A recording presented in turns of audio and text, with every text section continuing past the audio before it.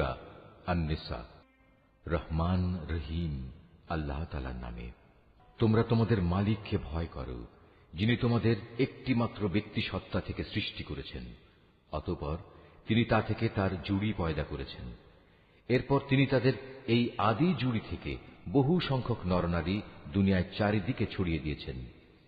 হে মানুষ, তোমরা ভয় করো আল্লাহ তাআলাকে, যার পবিত্র নামে তোমরা একে অপরের কাছে অধিকার ও পাওনা দাবি করো, এবং সৃষ্টিতত্ত্বের উৎস গর্ভধারিণী মাকে সম্মান করো। অবশ্যই আল্লাহ তাআলা তোমাদের উপর তীক্ষ্ণ দৃষ্টি রেখে চলেছেন। এতিমদের ধন সম্পদ তাদের কাছে দিয়ে দাও। তাদের ভালো জিনিসের সাথে নিজেদের খারাপ জিনিসের বদল করো না। তাদের সম্পদ সমূহ কখনো নিজেদের মালের সাথে মিলিয়ে হজম করে নিও না। এটা আসলেই একটা জঘন্য পাপ। আর যদি তোমাদের এই আশঙ্কা থাকে যে তোমরা এতিম মহিলাদের মাঝে ন্যায় বিচার করতে পারবে না, তাহলে সাধারণ নারীদের মাঝ থেকে তোমাদের যাদের ভালো লাগে তাদের 2 জন, 3 জন কিংবা 4 জনকে বিয়ে করে নাও। কিন্তু যদি তোমাদের এই ভয় হয় যে তোমরা একের অধিক হলে তাদের মাঝে ইনসাফ করতে পারবে না, তাহলে তোমাদের জন্য একজনই যথেষ্ট, কিংবা যে তোমাদের অধিকারভুক্ত তাদেরই যথেষ্ট মনে করে নাও। মনে রেখো, যৌনতার সীমা লঙ্ঘন থেকে বেঁচে থাকার জন্য এটাই হচ্ছে উত্তম ও সহজতর পন্থা। নারীদের তাদের মোহরানার অঙ্ক একান্ত খুশি মনে তাদের মালিকানায় দিয়ে দাও। অতঃপর তারা যদি নিজেদের মনের খুশিতে এর কিছু অংশ তোমাদের ছেড়ে দেয়, তাহলে তোমরা তা খুশি মনে ভোগ করতে পারো। আল্লাহ তাআলা তোমাদের যে সম্পদকে দুনিয়ায় তোমাদের প্রতিষ্ঠা লাভের উপকরণ হিসেবে বানিয়ে দিয়েছেন, তা এই নির্বোধ লোকেদের হাতে ছেড়ে দিও না। অবশ্যই এ থেকে তাদের খাওয়ার ব্যবস্থা করবে, তাদের পোশাক সরবরাহ করবে, সর্বোপরি তাদের সাথে ভালো কথা বলবে। এতিমদের প্রতি লক্ষ্য রাখতে হবে যতক্ষণ না তারা বিয়ের বয়স পর্যন্ত পৌঁছে।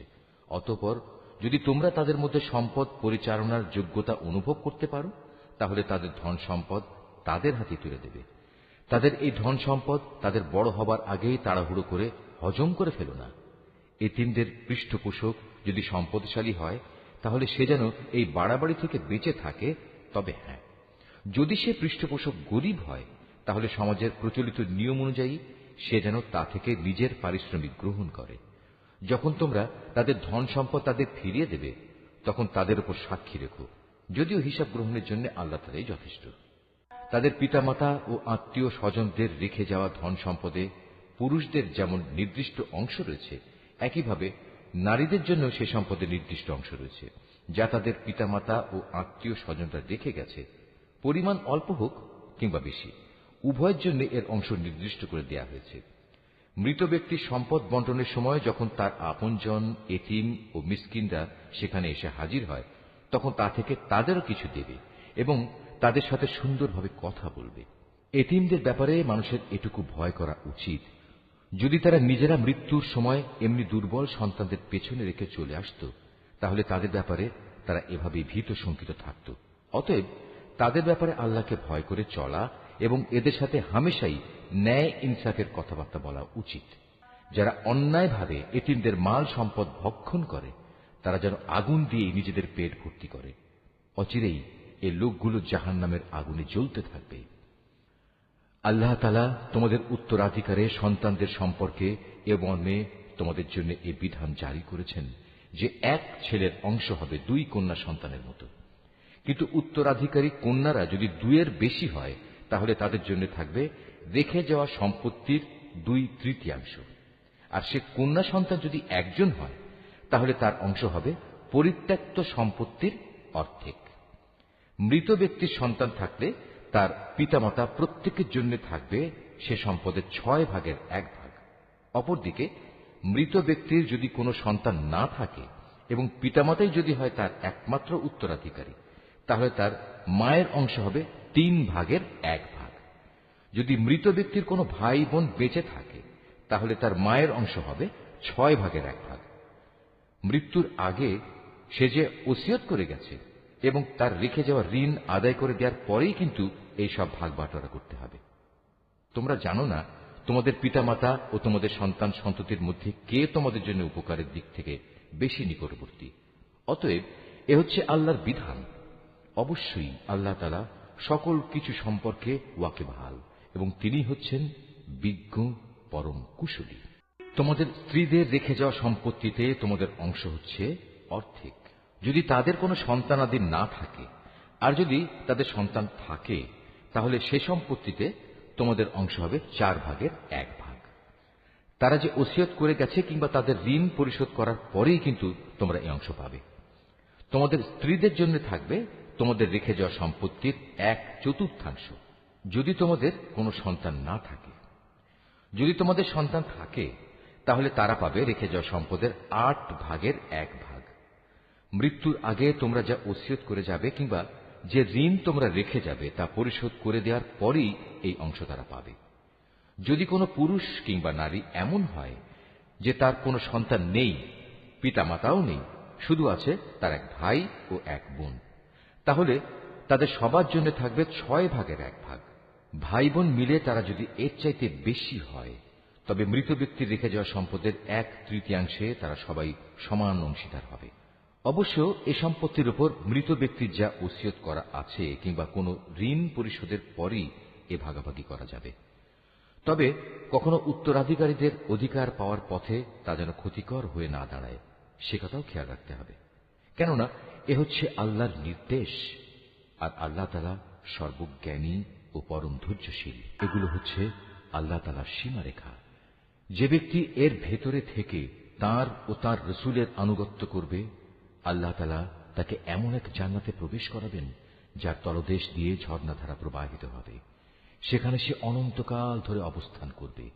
মূলত এ হবে এক মহা সাফল্য। অপরদিকে যে ব্যক্তি আল্লাহ তাআলা ও তাঁর রসুলের নাফরমানি করবে এবং তার নির্ধারিত সীমারেখা লঙ্ঘন করবে, আল্লাহ তাআলা তাকে জ্বলন্ত আগুনে প্রবেশ করাবেন। সেখানে সে অনন্তকাল ধরে থাকবে। এটা হচ্ছে তার জন্য অপমানকর শাস্তি। তোমাদের নারীদের মধ্যে যারা ব্যভিচারের দুষ্কর্ম নিয়ে আসবে, তাদের বিচারের উপর তোমরা নিজেদের মধ্যে থেকে 4 জন সাক্ষী জোগাড় করবে।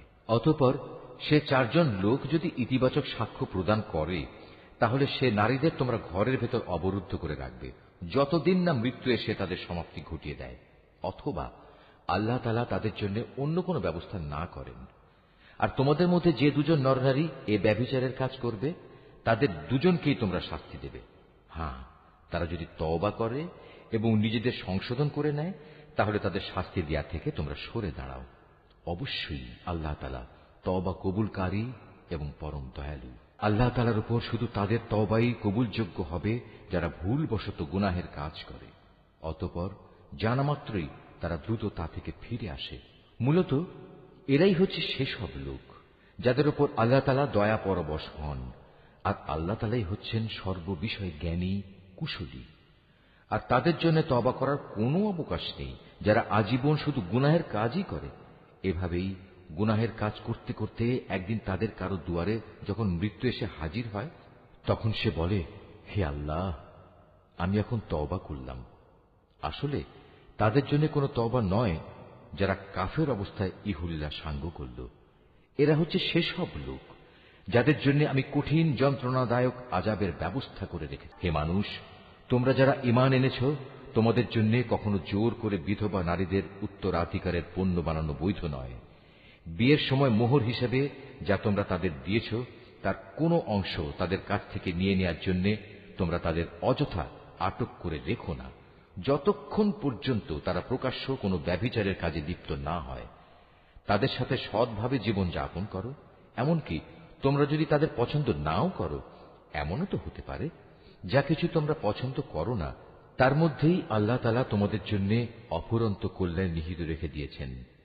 আর যদি তোমরা এক স্ত্রীকে আরেকজন স্ত্রী দ্বারা বদল করার সংকল্প করেই নাও, তাহলে মোহর হিসেবে বিপুল পরিমাণ সোনাদানা দিলেও তার কোনো অংশ তোমরা তার কাছ থেকে ফেরত নিও না। তোমরা কি তাদের উপর মিথ্যা অপবাদ দিয়ে ও সুস্পষ্ট পাপাচার করে তা ফেরত নিতে চাচ্ছ? তোমরা মোহরানার সে অংশটুকু ফেরত নেবেই বা কি করে? অথচ বিভিন্নভাবে তোমরা তো একে অপরের স্বাদ গ্রহণ করেছ। তাছাড়া এর মাধ্যমে তারা তোমাদের কাছ থেকে বিয়ে বন্ধনের পাকাপাকি একটা প্রতিশ্রুতিও আদায় করে নিয়েছিল, যা তোমরা ভেঙে দিয়েছ। নারীদের মধ্যে থেকে যাদের তোমাদের পিতা পিতামহরা বিয়ে করেছে, তাদের তোমরা কখনো বিয়ে করো না। হ্যাঁ, এই নির্দেশ আসার আগে যা হয়ে গেছে তা তো হয়েই গেছে। এটি আসলেই ছিল এক অশ্লীল নির্লজ্জ কাজ এবং খুবই ঘৃণ্য ও নিকৃষ্ট আচরণ। বিয়ের জন্য তোমাদের উপর হারাম করে দেয়া হয়েছে তোমাদের মা, তোমাদের মেয়ে, তোমাদের বোন, তোমাদের ফুপু, তোমাদের খালা, ভাইদের মেয়ে, বোনদের মেয়ে। আরো হারাম করা হয়েছে সেসব মা যারা তোমাদের বুকের দুধ খাইয়েছে, তোমাদের দুধ খাওয়া সাথী বোন, তোমাদের স্ত্রীদের মা, তোমাদের স্ত্রীদের মাঝে যাদের সাথে তোমরা সহবাস করেছ, তাদের আগের স্বামীর ঔরসজাত মেয়েরা যারা তোমাদের অভিভাবকত্বে রয়েছে। অবশ্য যদি তাদের সাথে তোমাদের শুধু বিয়ে হয়ে থাকে কিন্তু তোমরা কখনো তাদের সাথে সহবাস করনি, তাহলে তাদের আগের স্বামীর মেয়েদের বিয়ে করায় তোমাদের জন্য কোনো দোষ নেই। তোমাদের জন্য তোমাদের নিজেদের ঔরসজাত ছেলেদের স্ত্রীদের হারাম করা হয়েছে। উপরন্তু বিয়ের জন্য তোমাদের উপর দুই বোনকে একত্র করাও হারাম করা হয়েছে। তবে যা কিছু এর আগে সংঘটিত হয়ে গেছে তা তো হয়েই গেছে। সে ব্যাপারে অবশ্যই আল্লাহ তাআলা বড়ই ক্ষমাশীল ও একান্ত দয়াবান। নারীদের মাঝে আগে থেকেই বিয়ের দুর্গে অবস্থানকারীদেরও তোমাদের জন্য হারাম করা হয়েছে। তবে যেসব নারী যুদ্ধবন্দী হয়ে তোমাদের অধিকারে এসে পড়েছে তারা ব্যতীত। এ হচ্ছে বিয়ের ব্যাপারে তোমাদের উপর আল্লাহ তাআলার বিধান। এর বাইরে যেসব নারী রয়েছে তাদের তোমাদের জন্য এ শর্তে হালাল করা হয়েছে যে তোমরা বিয়ের জন্য একটি নির্দিষ্ট পরিমাণ মোহরের বিনিময় আদায় করে দেবে এবং তোমরা বিয়ের সংরক্ষিত দুর্গে অবস্থান করবে। তোমরা অবাধ যৌন স্পৃহা পূরণে নিয়োজিত হবে না। অতঃপর তাদের মধ্যে যাদের তোমরা এর মাধ্যমে উপভোগ করবে তাদের মোহরের বিনিময়ে ফরজ হিসেবে আদায় করে দাও। অবশ্য একবার এ মোহর নির্ধারিত হয়ে যাওয়ার পর যে পরিমাণের উপর তোমরা উভয় একমত হও তাতে কোনো দোষের কিছু নেই। নিশ্চয়ই আল্লাহ তাআলা সর্বজ্ঞ, কুশলী। আর তোমাদের মধ্যে যে ব্যক্তির স্বাধীন ও সম্ভ্রান্ত কোনো ঈমানদার নারীকে বিয়ে করার আর্থিক ও সামাজিক সামর্থ্য না থাকে তাহলে সে যেন তোমাদের অধিকারভুক্ত কোনো ঈমানদার নারীকে বিয়ে করে নেয়। তোমাদের ঈমানের অবস্থা সম্পর্কে তো আল্লাহ তাআলা সম্যক অবগত আছেন। ঈমানের মাপকাঠিতে তোমরা তো একই রকম। অতঃপর তোমরা তাদের অধিকারভুক্তদের অভিভাবকদের অনুমতি নিয়ে বিয়ে করো এবং ন্যায় ইনসাফ ভিত্তিক তাদের যথার্থ মোহরানা দিয়ে দাও। এর উদ্দেশ্য হচ্ছে তারা যেন বিয়ের দুর্গে সুরক্ষিত হয়ে যায়, স্বেচ্ছাচারিণী হয়ে পর পুরুষকে আনন্দ দানের কাজে নিয়োজিত না থাকে। অতঃপর যখন তাদের বিয়ের দুর্গে অবস্থান করে দেয়া হল তখন যদি তারা ব্যভিচারে লিপ্ত হয় তখন তাদের উপর আরোপিত শাস্তির পরিমাণ কিন্তু বিয়ের দুর্গে অবস্থানকারিণী স্বাধীন সম্ভ্রান্ত নারীদের উপর আরোপিত শাস্তির অর্ধেক। তোমাদের মধ্যে যাদের ব্যভিচারে লিপ্ত হবার আশঙ্কা থাকবে শুধু তাদের জন্যই এই রেয়াতটুকু দেয়া হয়েছে। কিন্তু তোমরা যদি ধৈর্য ধারণ করতে পারো অবশ্যই তা তোমাদের জন্য কল্যাণকর এবং আল্লাহ তাআলা একান্ত ক্ষমাপরায়ণ ও পরম দয়ালু। আল্লাহ তাআলা তাঁর বাণীসমূহ তোমাদের কাছে খুলে খুলে বলে দিতে চান এবং তিনি তোমাদের পূর্ববর্তী পুণ্যবান মানুষদের পথে পরিচালিত করতে চান। আর এর মাধ্যমে আল্লাহ তাআলা তোমাদের ক্ষমা অনুগ্রহ করতে চান। আল্লাহ তাআলা সর্বজ্ঞ, কুশলী। আল্লাহ তাআলা তোমাদের উপর ক্ষমা পরবশ হবেন। অপরদিকে যারা নিজেদের পাশবিক লালসার অনুসরণ করে তারা চায় তোমরা সে ক্ষমার পথ থেকে বহুদূরে নিক্ষিপ্ত হয়ে গোমরা থেকে যাও। আল্লাহ তাআলা তোমাদের উপর থেকে বিধিনিষেধের বোঝা লঘু করে তোমাদের জীবন সহজ করে দিতে চান, কেননা মানুষকে অত্যন্ত দুর্বল করে পয়দা করা হয়েছে। হে মানুষ, তোমরা যারা ঈমান এনেছ কখনো তোমরা একে অপরের ধন সম্পত্তি অন্যায়ভাবে গ্রাস করো না। হ্যাঁ, ব্যবসা বাণিজ্য যা করবে তা পারস্পরিক সম্মতির ভিত্তিতেই করবে এবং কখনো স্বার্থের কারণে একে অপরকে হত্যা করো না। অবশ্যই আল্লাহ তাআলা তোমাদের প্রতি মেহেরবান। যে কেউই বাড়াবাড়ি ও জুলুম করতে গিয়ে এই হত্যার কাজ করে অচিরেই আমি তাকে আগুনে পুড়িয়ে দেব। আর আল্লাহর পক্ষে এ কাজ একেবারেই সহজ, মোটেই কঠিন কিছু নয়।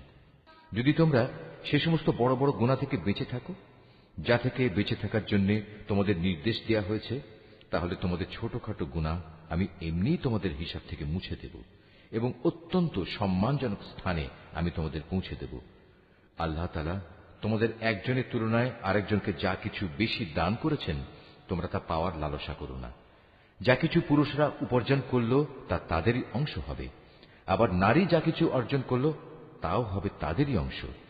তোমরা আল্লাহ তাআলার কাছ থেকে তাঁর অনুগ্রহ পাওয়ার জন্য প্রার্থনা করো। অবশ্যই আল্লাহ তাআলা প্রতিটি বিষয় সম্পর্কে সম্যক ওয়াকেবহাল রয়েছেন। পিতামাতা ও আত্মীয় স্বজনের রেখে যাওয়া সম্পত্তিতে আমি সবার জন্যই অভিভাবক নিযুক্ত করে রেখেছি। যাদের সাথে তোমাদের কোনো চুক্তি কিংবা অঙ্গীকার রয়েছে তাদের পাওনা পুরোপুরি আদায় করে দেবে। আল্লাহ তাআলা অবশ্যই প্রতিটি বিষয়ের উপর সাক্ষী হয়ে আছেন। পুরুষরা হচ্ছে নারীদের কাজকর্মের উপর প্রহরী, তত্ত্বাবধায়ক। কারণ আল্লাহ তাআলা এদের একজনকে আরেকজনের উপর কিছু বিশেষ মর্যাদা প্রদান করেছেন। পুরুষের এই মর্যাদার একটি বিশেষ কারণ হচ্ছে প্রধানত তারাই দাম্পত্য জীবনের জন্য নিজেদের অর্থ সম্পদ ব্যয় করে। অতএব সতীসাধ্যী নারী হবে একান্ত অনুগত। পুরুষদের অনুপস্থিতিতে তারা স্বয়ং আল্লাহর তত্ত্বাবধানে থেকে নিজেদের ইজ্জত, আব্রু ও অন্যান্য সব অদেখা কিছুর রক্ষণাবেক্ষণ করবে।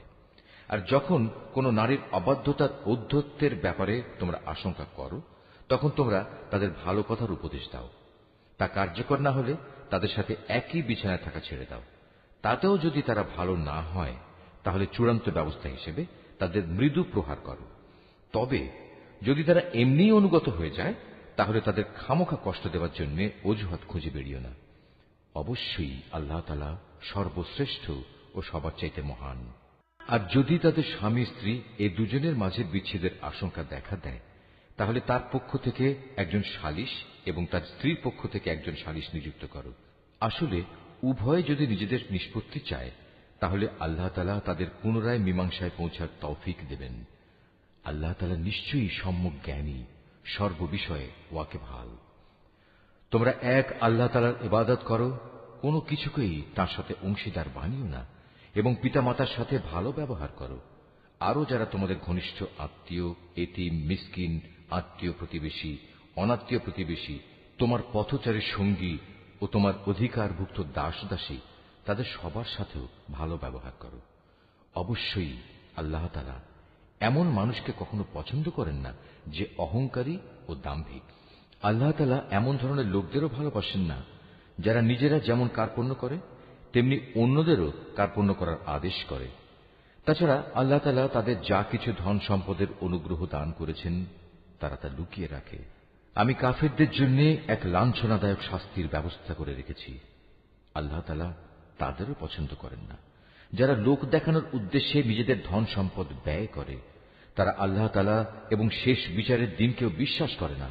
আর শয়তান যদি কোনো ব্যক্তির সাথী হয়, তাহলে বুঝতে হবে সে বড়ই খারাপ সাথী পেল। কি দুর্যোগ তাদের উপর দিয়ে বয়ে যেত যদি তারা শয়তানকে সাথী বানানোর বদলে আল্লাহ তাআলার উপর ঈমান আনত এবং ঈমান আনত পরকাল দিবসের উপর। সর্বোপরি আল্লাহ তাআলা তাদের যা কিছু দান করেছেন তা থেকে তারা খরচ করত। বস্তুত আল্লাহ তাআলা তাদের কাজকর্ম সম্পর্কে ভালোভাবেই ওয়াকিফাল রয়েছেন। আল্লাহ তাআলা কার উপর এক বিন্দু পরিমাণও জুলুম করেন না, বরং তিনি তো এত দয়ালু যে নেকির কাজ যদি একটি হয় তবে তিনি তার পরিমাণ দ্বিগুণ করে দেন এবং এর সাথে তিনি নিজ থেকেও বড় কিছু পুরস্কার যোগ করেন। সেদিন তাদের অবস্থাটা কেমন হবে যখন আমি প্রত্যেক উম্মতের কাজে সাক্ষী হিসেবে তাদের নবীকে এনে হাজির করব, এবং হে মুহাম্মদ, এদের সবার কাছে সাক্ষী হিসেবে আমি সেদিন তোমাকে নিয়ে আসব। সেদিন যারা আল্লাহ তাআলাকে অস্বীকার করেছে এবং তার রাসূলের বিরুদ্ধাচরণ করেছে, তারা কামনা করবে মাটি যদি তাদের নিজেদের সাথে মিশে একাকার হয়ে যেত। কারণ সেদিন কোনো মানুষ কোনো কথাই মহাবিচারক আল্লাহ তাআলার কাছ থেকে গোপন করতে পারবে না। রুকু ৭। হে ঈমানদাররা, তোমরা কখনো নেশাগ্রস্ত অবস্থায় নামাজের কাছে যেও না, যতক্ষণ পর্যন্ত তোমরা এতটুকু নিশ্চিত না হবে যে তোমরা যা কিছু বলছো তা তোমরা ঠিক ঠিক জানতে বুঝতে পারছ। আবার অপবিত্র অবস্থায়ও নামাজের কাছে যেও না, যতক্ষণ না তোমরা পুরোপুরিভাবে গোসল সেরে নেবে। তবে পথচারী অবস্থায় থাকলে তা ভিন্ন কথা।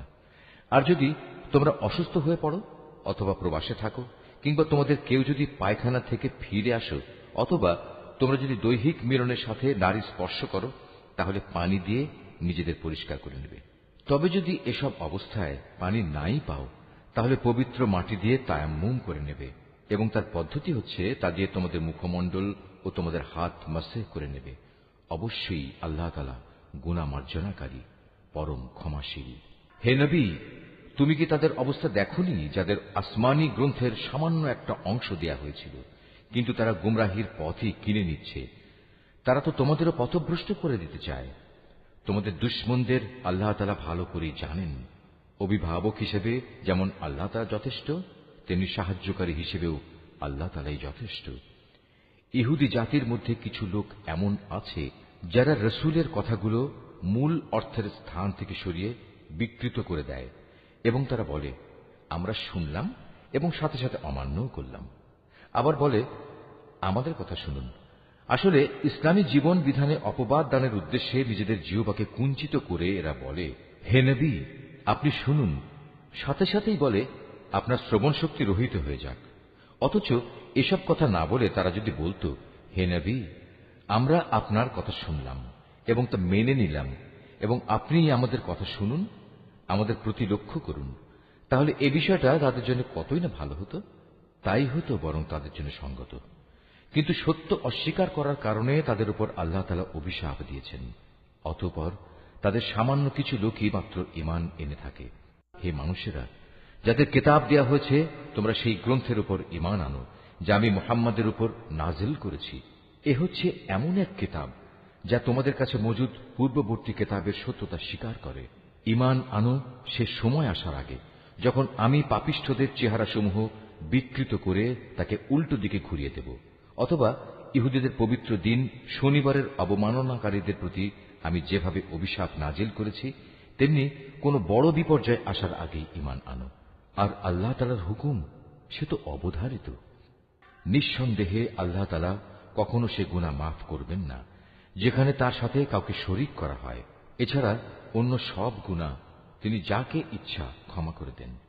যে ব্যক্তি আল্লাহর সাথে কাউকে অংশীদার বানালো, সে সত্যি একটা বড় ধরনের মিথ্যা রচনা করল এবং একটা মহা পাপে নিজেকে জড়ালো।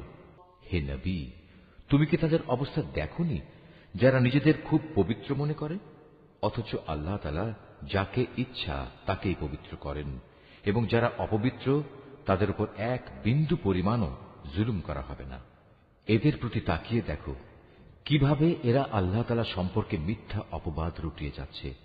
প্রকাশ্য গুনাহ হিসাবে এটাই তো এদের জন্য যথেষ্ট। তুমি কি তাদের অবস্থা দেখোনি যাদের আল্লাহ তাআলার কিতাবের কিছু অংশ দান করা হয়েছিল? তারা আস্তে আস্তে নানা ধরনের ভিত্তিহীন অমূলক জাদুমন্ত্র জাতীয় জিনিস ও বহুতর মিথ্যা মাবুদের উপর ঈমান আনতে শুরু করল, এবং কাফেরদের সম্পর্কে তারা বলতে লাগল, ঈমানদারদের তুলনায় এরাই তো সঠিক পথের উপর রয়েছে। এরাই হচ্ছে সেই হতভাগ্য মানুষগুলো যাদের উপর আল্লাহ তাআলা অভিসম্পাত করেছেন। আর আল্লাহ তাআলা যার উপর অভিশাপ পাঠান তার জন্য তুমি কোনো সাহায্যকারী পাবে না। অথবা এরা কি মনে করে যে তাদের ভাগে রাজত্ব ও প্রাচুর্য সংক্রান্ত কিছু বরাদ্দ করা আছে? যদি সত্যি সত্যি তেমন কিছু এদের দেয়া হতো, তাহলে এরা তো খেজুর পাতার একটি ঝিল্লিও কাউকে দিতে চাইত না। অথবা এরা কি অন্যান্য মানব সন্তানদের ব্যাপারে হিংসা বিদ্বেষ পোষণ করে, যাদের আল্লাহ তাআলা নিজস্ব ভান্ডার থেকে জ্ঞান, কৌশল ও রাজনৈতিক ক্ষমতা দান করেছেন? অথচ আমি তো ইব্রাহিমের বংশধরদেরও আমার গ্রন্থ ও সেই গ্রন্থলব্ধ জ্ঞান বিজ্ঞান দান করেছিলাম। এর সাথে আমি তাদের এক বিশাল পরিমাণ রাজত্বও দান করেছিলাম। কিন্তু তাদের মধ্যে অল্প কিছু লোকই তার উপর ঈমান এনেছে, আবার কেউ কেউ তার থেকে মুখ ফিরিয়ে নিয়েছে। এদের পুড়িয়ে দেওয়ার জন্য জাহান্নামী যথেষ্ট। যারা আমার আয়াতসমূহ অস্বীকার করেছে তাদের আমি অচিরেই জাহান্নামের আগুনে পুড়িয়ে দেব।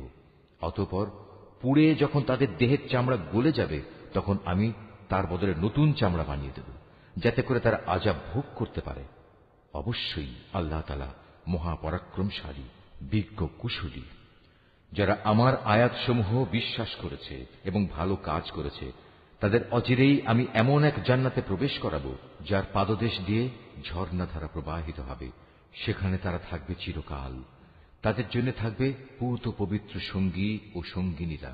সর্বোপরি আমি তাদের এক চিরস্নিগ্ধ ছায়ায় প্রবেশ করিয়ে দেব। হে ঈমানদার ব্যক্তিরা, আল্লাহ তাআলা তোমাদের নির্দেশ দিচ্ছেন, তোমরা আমানতসমূহ তাদের যথার্থ মালিকের কাছে সোপর্দ করে দেবে। আর যখন মানুষের মাঝে কোনো কিছুর ব্যাপারে তোমরা বিচার ফয়সালা করো, তখন তা ন্যায় ও ইনসাফের ভিত্তিতে করবে।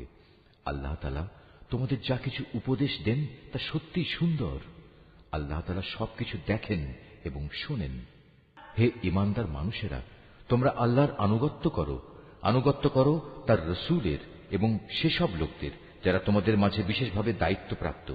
অতঃপর তোমাদের মাঝে যদি কোনো ব্যাপারে মতবিরোধের সৃষ্টি হয়, তাহলে সেই বিষয়টি ফয়সালার জন্য আল্লাহ তাআলা ও তার রসুলের দিকে ফিরিয়ে নিয়ে যাও। যদি তোমরা সত্যিকার অর্থে আল্লাহর উপর এবং শেষ বিচারের দিনের উপর ঈমান এনে থাকো, তাহলে এই পদ্ধতি হবে তোমাদের বিরোধ মীমাংসার সর্বোৎকৃষ্ট উপায়, এবং বিরোধপূর্ণ বিষয়সমূহের ব্যাখ্যার দিক থেকেও এটি হচ্ছে উত্তম পন্থা। হে নবী, তুমি কি তাদের অবস্থা দেখোনি যারা মনে করে তারা সে বিষয়ের উপর ঈমান এনেছে যা তোমার কাছে পাঠানো হয়েছে, এবং সে কিতাবের উপর ঈমান এনেছে যা তোমার আগে নাজিল করা হয়েছে, কিন্তু ফয়সালার সময় আমার কিতাবের বদলে এরা মিথ্যা মাবুদদের কাছ থেকেই ফয়সলা পেতে চায়। অথচ এদের নির্দেশ দেওয়া হয়েছিল তারা এসব মিথ্যা মাবুদদের অস্বীকার করবে। আসল কথা হচ্ছে শয়তান এদের সত্য থেকে অনেক দূরে সরিয়ে নিয়ে যেতে চায়।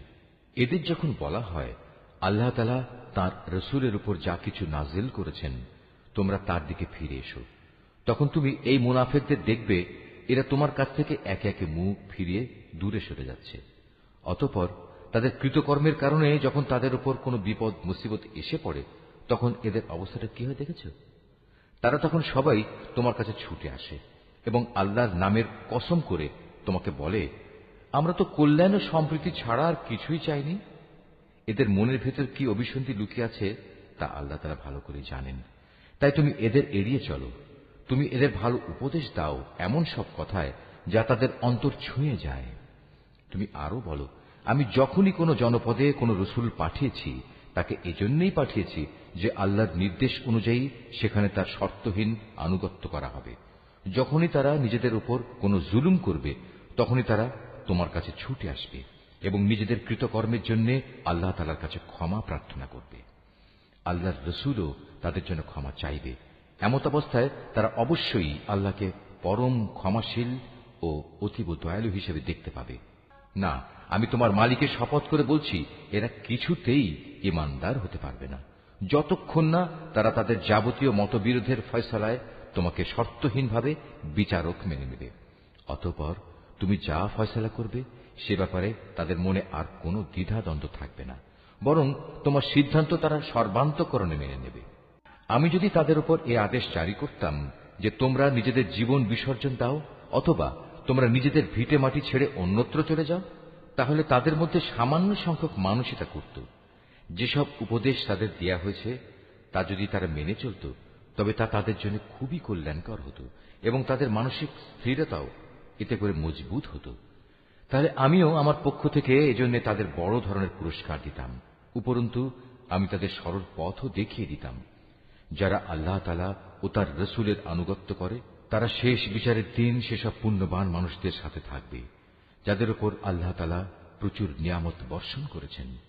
এরা হচ্ছে নবী রসুল যারা হেদায়েতের সত্যতা স্বীকার করেছে, আল্লাহর পথে জীবন উৎসর্গকারী শহীদ ও অন্যান্য নেককার মানুষ সাথী হিসাবে এরা সত্যি উত্তম। এ হচ্ছে আল্লাহ তাআলার কাছ থেকে অনুগ্রহ। মূলত কোনো কিছু জানার জন্য আল্লাহ তাআলাই যথেষ্ট। হে ঈমানদাররা, শত্রুর মোকাবেলায় তোমরা সর্বদা তোমাদের সতর্কতা গ্রহণ করো।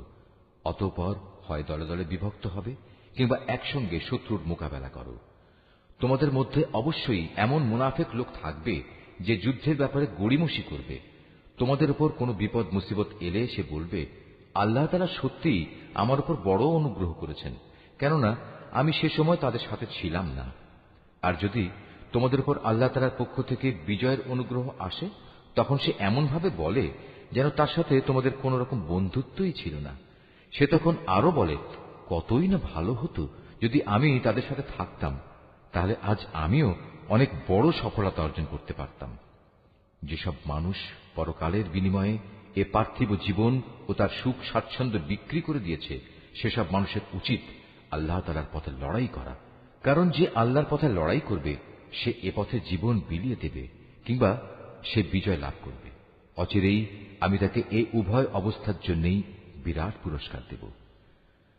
তোমাদের একই হয়েছে, তোমরা আল্লাহর পথে সেসব অসহায় নরনারী ও দুস্থ শিশু সন্তানদের বাঁচাবার জন্য লড়াই করো না যারা নির্যাতনে কাতর হয়ে ফরিয়াদ করছে। হে আমাদের মালিক, আমাদের এই জালেমদের জনপদ থেকে বের করে অন্য কোথাও নিয়ে যাও। অতঃপর তুমি আমাদের জন্য তোমার কাছ থেকে একজন অভিভাবক পাঠিয়ে দাও, তোমার কাছ থেকে আমাদের জন্য একজন সাহায্যকারী পাঠাও। যারা আল্লাহ তাআলা ও তার রাসূলের উপর ঈমান এনেছে তারা সর্বদা আল্লাহর পথে যুদ্ধ করে, আর যারা আল্লাহ তাআলাকে অস্বীকার করেছে তারা লড়াই করে মিথ্যা মাবুদদের সপক্ষে। অতএব তোমরা যুদ্ধ করো শয়তান ও তার চেলাচামুন্ডাদের বিরুদ্ধে। তোমরা সাহস হারিও না, কারণ শয়তানের ষড়যন্ত্র খুবই দুর্বল। হে নবী, তুমি কি তাদের অবস্থা দেখোনি যাদের প্রথম দিকে যখন বলা হয়েছিল তোমরা আপাতত লড়াই থেকে নিজেদের হাত গুটিয়ে রাখো, এখন নামাজ প্রতিষ্ঠা করো এবং যাকাত প্রদান করো, তখন তারা জিহাদের জন্য অস্থির হয়ে পড়েছিল। অথচ যখন পরবর্তী সময়ে তাদের উপর সত্যি সত্যের লড়াইয়ের হুকুম নাজিল করা হলো, তখন এদের একদল লোক তো প্রতিপক্ষের মানুষদের এমনভাবে ভয় করতে শুরু করলো যেমনি ভয় শুধু আল্লাহ তাআলাকেই করা উচিত, ক্ষেত্র বিশেষে তার চাইতেও বেশি। তারা আরো বলতে শুরু করল, হে আমাদের মালিক, তুমি আমাদের উপর যুদ্ধের এ হুকুম এত তাড়াতাড়ি জারি করতে গেলে কেন? কত ভালো হতো যদি তুমি আমাদের সামান্য কিছুটা অবকাশ দিতে। হে নবী, তুমি বলো, দুনিয়ার এ ভোগ সামগ্রী অত্যন্ত সামান্য। যে ব্যক্তি আল্লাহ তাআলাকে ভয় করে তার জন্য পরকাল অনেক উত্তম, আর সেই পরকালে তোমাদের উপর কণা মাত্র অবিচার করা হবে না। তোমরা যেখানেই থাকো না কেন মৃত্যু এসে তোমাদের নাগাল পাবেই। এমনকি তোমরা যদি কোনো মজবুত দুর্গেও থাকো সেখানেও মৃত্যু এসে হাজির হবে। এদের অবস্থা হচ্ছে, যখন কোনো কল্যাণ তাদের স্পর্শ করে তখন তারা বলে, হ্যাঁ, এ তো আল্লাহর পক্ষ থেকেই এসেছে। অপরদিকে যখন তাদের কোনো ক্ষতি ও অকল্যাণ স্পর্শ করে তখন তারা বলে, এসব তো এসেছে তোমার কাছ থেকে। তুমি তাদের বলে দাও, কল্যাণ অকল্যাণ সব কিছুই তো আসে আল্লাহর পক্ষ থেকে। এই জাতির হয়েছে কি? এরা মনে হয় কথাটি বুঝতেই চায় না। যে কল্যাণই তুমি লাভ করো না কেন, মনে রেখো তা আল্লাহর পক্ষ থেকেই আসে, আর যেটুকু অকল্যাণ তোমার উপর আসে তা আসে তোমার নিজের কর্মদোষের কারণে। আমি তোমাকে মানুষদের জন্য রাসূল বানিয়ে পাঠিয়েছি, আর সাক্ষী হিসেবে তো আল্লাহ তাআলাই যথেষ্ট। যে ব্যক্তি রাসূলের আনুগত্য করে সে যেন আল্লাহরই আনুগত্য করে, আর যে ব্যক্তি তার আনুগত্য থেকে মুখ ফিরিয়ে নেয় তাদের উপর মনে রেখো আমি তোমাকে প্রহরী বানিয়ে পাঠাইনি। তারা মুখে মুখে বলে, আমরা তোমার আনুগত্য স্বীকার করি, কিন্তু তারা যখন তোমার কাছ থেকে দূরে সরে যায় তখন তাদের একদল লোক রাতের অন্ধকার সময়ে একত্রিত হয়ে ঠিক তুমি যা বলো তার বিরুদ্ধেই সলা পরামর্শ করে বেড়ায়। তারা রাতের বেলায় যা কিছু করে আল্লাহ তাআলা সেসব কর্মকাণ্ডগুলো ঠিক মতোই লিখে রাখছেন। অতএব তুমি এদের উপেক্ষা করে চলো এবং সর্ববিষয়ে শুধু আল্লাহ তাআলার উপরই ভরসা রাখো। অভিভাবক হিসেবে তো আল্লাহ তাআলাই যথেষ্ট। এরা কি কোরআন ও তার সূত্র নিয়ে চিন্তা গবেষণা করে না? এই গ্রন্থটা যদি আল্লাহ তাআলা ছাড়া অন্য কারো কাছ থেকে আসত তাহলে তাতে অবশ্যই তারা অনেক গরমিল দেখতে পেত। এদের কাছে যখনই নিরাপত্তা কিংবা ভয়ের কোনো খবর আসে তখন সত্য মিথ্যা না জেনেই এরা তা প্রচার করে বেড়ায়। অথচ তারা যদি এ জাতীয় খবর আল্লাহর রাসূল এবং তাদের দায়িত্বপ্রাপ্ত ব্যক্তিকে জানিয়ে দিত তাহলে এমন সব লোকেরা তা জানতে পারত যারা তাদের মধ্যে থেকে সেই খবরের যথার্থতা যাচাই করতে পারত। যদি তোমাদের উপর আল্লাহর অনুগ্রহ না থাকত তাহলে এ প্রচারণার ফলে হাতে গোনা কিছু লোক ছাড়া তোমাদের অধিকাংশ লোকই শয়তানের অনুসারী হয়ে যেত। অতএব হে নবী, তুমি আল্লাহর পথে লড়াই করো, কেননা তোমাকে শুধু তোমার কাজকর্মের জন্যই দায়ী করা হবে এবং তুমি তোমার সাথী মোমেনদের আল্লাহ তাআলার পথে লড়াই করতে উদ্বুদ্ধ করতে থাকো। আল্লাহ তাআলা হয়তো অচিরেই এ কাফেরদের শক্তি চূর্ণ বিচূর্ণ করে দেবেন, কারণ আল্লাহ তাআলা শক্তিতে প্রবলতর, আবার শাস্তি দানেও তিনি কঠোরতর। যদি তার জন্য কোনো ব্যক্তি কোনো ভালো কাজে সুপারিশ করে তাহলে তাতে অবশ্যই তার অংশ থাকবে, আবার যে ব্যক্তি কোনো অন্যায় কাজের ব্যাপারে সুপারিশ করবে তাহলে তার সৃষ্ট অকল্যাণেও তার সমপরিমাণ অংশ থাকবে। আল্লাহ তাআলাই তোমাদের সব ধরনের কাজের একক নিয়ন্ত্রণকারী। যখন তোমাদের সালাম দ্বারা অভিবাদন জানানো হয় তখন তোমরা তার চাইতেও উত্তম পন্থায় তার জবাব দাও। উত্তম ভাবে না হলেও কমপক্ষে যতটুকু সে দিয়েছে ততটুকুই ফেরত দাও। অবশ্যই আল্লাহ তাআলা সব কিছুর পুঙ্খানুপুঙ্খ হিসাব রাখেন। আল্লাহ তাআলা এক মহান সত্তা, তিনি ছাড়া দ্বিতীয় কোনো মাবুদ নেই। অবশ্যই তিনি তোমাদের কিয়ামতের দিন এক জায়গায় জড়ো করবেন। সেদিনের ব্যাপারে কোনো রকম সন্দেহ নেই। আর এমন কে আছে যে আল্লাহ তাআলার চাইতে বেশি সত্য কথা বলতে পারে? এ কি হলো তোমাদের? তোমরা মুনাফিকদের ব্যাপারে দুদলে বিভক্ত হয়ে গেলে, বিশেষ করে যখন স্বয়ং আল্লাহ তাআলাই তাদের কৃতকর্মের জন্য তাদের উপর অভিশাপ নাজিল করেছেন। আল্লাহ তাআলা যাদের পথভ্রষ্ট করে দিয়েছেন, তোমরা কি তাদের সঠিক পথে আনতে চাও? বস্তুত আল্লাহ তাআলা যাকে পথভ্রষ্ট করেন তার জন্য তুমি কোনো পথে খুঁজে পাবে না। তারা তো এটাই কামনা করে যে তারা যেভাবে কুফরি করেছে তোমরাও তেমনি কুফরি করো, তাহলে তোমরা উভয়ে একই রকম হয়ে যেতে পারো। কাজেই তুমি তাদের মধ্যে থেকে কাউকেও নিজের বন্ধুরূপে গ্রহণ করো না, যতক্ষণ না তারা আল্লাহ তাআলার পথে নিজেদের ভিটে মাটি ছেড়ে ঈমানের প্রমাণ না দেবে। আর যদি তারা হিজরতের এ কাজটি না করে, তাহলে তোমরা তাদের যেখানেই পাবে গ্রেফতার করবে এবং যুদ্ধরত শত্রুদের সহযোগিতা করার জন্য তাদের হত্যা করবে। আর কোনো অবস্থায় তাদের মধ্যে থেকে কাউকে তোমরা বন্ধু ও সাহায্যকারী হিসেবে গ্রহণ করো না। অবশ্য তাদের কথা আলাদা, যারা তোমাদের সাথে চুক্তিবদ্ধ কোনো একটি সম্প্রদায়ের সাথে এসে মিলিত হবে। আবার তাদের ব্যাপারও নয়, যারা তোমাদের সামনে এমন মানসিক অবস্থা নিয়ে আসে যে মূলত তাদের অন্তর তোমাদের সাথে যেমনি লড়াই করতে বাধা দেয়, তেমনি নিজেদের জাতির বিরুদ্ধেও তাদের লড়াই করতে বাধা দেয়। অপরদিকে আল্লাহ তাআলা যদি চাইতেন, তিনি তোমাদের উপর এদের ক্ষমতাবান করে দিতে পারতেন। তেমন অবস্থায় তারা অবশ্যই তোমাদের সাথে লড়াই করত। অতএব এরা যদি তোমাদের কাছ থেকে আলাদা হয়ে যায়, ময়দানের লড়াই থেকে বিরত থাকে এবং তোমাদের কাছে শান্তি ও সন্ধির প্রস্তাব পাঠায়, তাহলে তাদের বিরুদ্ধে অভিযানের কোনো পন্থাই আল্লাহ তাআলা তোমাদের জন্য উন্মুক্ত রাখেননি। এই মুনাফিকদের মাঝে তোমরা এমন আর এক দল পাবে, যারা তোমাদের দিক থেকে যেমন শান্তি ও নিরাপত্তা পেতে চায়, তেমনি তারা তাদের নিজেদের জাতির কাছ থেকেও নিরাপত্তা ও নিশ্চয়তা পেতে চায়। কিন্তু এদের যখনই কোনো বিপর্যয় সৃষ্টির কাজের দিকে ডাক দেয়া হবে, তখন সাথে সাথেই এরা তোমাদের বিরুদ্ধে ঝাঁপিয়ে পড়বে। এরা যদি সত্যিই তোমাদের সাথে যুদ্ধ করা থেকে সরে না দাঁড়ায় এবং কোনো শান্তি ও সন্ধি প্রস্তাব তোমাদের কাছে পেশ না করে এবং নিজেদের অস্ত্র সংবরণ না করে, তাহলে তাদের তোমরা যেখানেই পাবে গ্রেফতার করবে এবং চরম বিদ্রোহের জন্য তাদের তোমরা হত্যা করবে। মূলত এরাই হচ্ছে সেসব লোক যাদের উপর আমি তোমাদের সুস্পষ্ট ক্ষমতা দান করেছি। এটা কোনো ইমানদার ব্যক্তির কাজ নয় যে সে আরেকজন ইমানদার ব্যক্তিকে হত্যা করবে। অবশ্য ভুলবশত করে ফেললে তা সম্পূর্ণ ভিন্ন কথা। যদি কোনো ইমানদার ব্যক্তি আরেকজন ইমানদার ব্যক্তিকে ভুল করে হত্যা করে, তাহলে তার বিনিময় হচ্ছে সে একজন দাস মুক্ত করে দেবে এবং তার সাথে নিহত ব্যক্তির পরিবার পরিজনকে তার রক্তের ন্যায়সঙ্গত মূল্য পরিশোধ করে দেবে। তবে নিহত ব্যক্তির পরিবারের লোকেরা যদি রক্তমূল্য মাফ করে দেয়, তবে তা স্বতন্ত্র কথা। এই নিহত ইমানদার ব্যক্তি যদি এমন কোন জাতির বা গোত্রের লোক হয় যারা তোমাদের শত্রু, তাহলে তার বিনিময় হবে শুধু একজন মোমেন দাসের মুক্তি। অপরদিকে নিহত ব্যক্তি যদি এমন এক সম্প্রদায়ের কেউ হয়ে থাকে যাদের সাথে তোমাদের কোনো সন্ধি চুক্তি বলবৎ আছে, তবে তার রক্তের মূল্য আদায় করা ও একজন ইমানদার দাসের মুক্তিও অপরিহার্য। যে ব্যক্তি মুক্ত করার জন্য কোনো দাস পাবে না, তার বিধান হচ্ছে ক্রমাগত 2 মাসের রোজা রাখা। এ হচ্ছে আল্লাহ তাআলার পক্ষ থেকে মানুষের তওবা কবুল করানোর ব্যবস্থা মাত্র। বস্তুত আল্লাহ তাআলা সর্বজ্ঞ, কুশলী। যে ব্যক্তি ইচ্ছাকৃতভাবে কোনো ইমানদার ব্যক্তিকে হত্যা করবে, তার শাস্তি হচ্ছে জাহান্নাম। সেখানে সে অনন্তকাল ধরে পড়ে থাকবে। আল্লাহ তাআলা তার উপর ভয়ানক রুষ্ট, তাকে তিনি লানত দেন। আল্লাহ তাআলা তার জন্য যন্ত্রণাদায়ক আযাব প্রস্তুত করে রেখেছেন। হে ঈমানদার ব্যক্তিরা, তোমরা যখন আল্লাহ তাআলার পথে জিহাদের রাস্তায় বের হবে, তখন বিচার বুদ্ধি প্রয়োগ করবে। কোন ব্যক্তি কিংবা সম্প্রদায় যখন তোমাদের সামনে শান্তি ও সন্ধির প্রস্তাব পেশ করে, তখন কিছু বৈষয়িক ধন সম্পদের প্রত্যাশায় তাকে তোমরা বলো না যে না, তুমি ঈমানদার নও।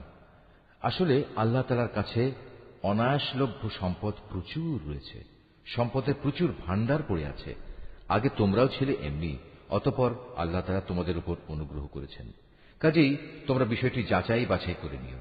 তোমরা যা কিছুই করো, আল্লাহ তাআলা সে ব্যাপারে সম্যক অবগত আছেন।